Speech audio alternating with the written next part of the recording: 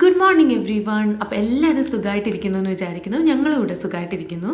അപ്പോൾ ഇവിടെ ഒരു സ്വിമ്മിംഗ് പൂളും ചെറിയൊരു ഗാർഡനും ഒക്കെ അവർ സെറ്റ് ചെയ്തിട്ടുണ്ട്. ഇത് ഞങ്ങളുടെ അപ്പാർട്ട്മെൻറ്റിൻ്റെ താഴെയുള്ള വാക്കിംഗ് സ്പേസും സ്വിമ്മിംഗ് പൂൾ ഏരിയയും ഒക്കെയാണ്. അപ്പോൾ ഫിസാൻ ഇവിടെ സൈക്കിൾ ചവിട്ടി കളിച്ചുകൊണ്ടിരിക്കുകയാണ്. അവൻ്റെ ബർത്ത്ഡേ സെപ്റ്റംബർ 16 അപ്പോൾ നമ്മൾ വാങ്ങിയ സൈക്കിളാണ്. അതിൽ അവൻ ചുറ്റി കറങ്ങി നടക്കുവാണ്.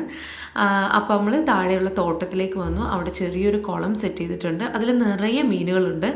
അപ്പോൾ ഈ സൈഡിൽ നിന്ന് നമ്മളിങ്ങനെ കയറുന്ന സ്ഥലത്ത് കുറേ സപ്പോട്ട മരങ്ങളും തെങ്ങുമായിട്ട് തോട്ടം സെറ്റ് ചെയ്തിട്ടുണ്ട്. സപ്പോട്ട നിറയെ ഉണ്ടാവാറുണ്ട് ഇവിടെ.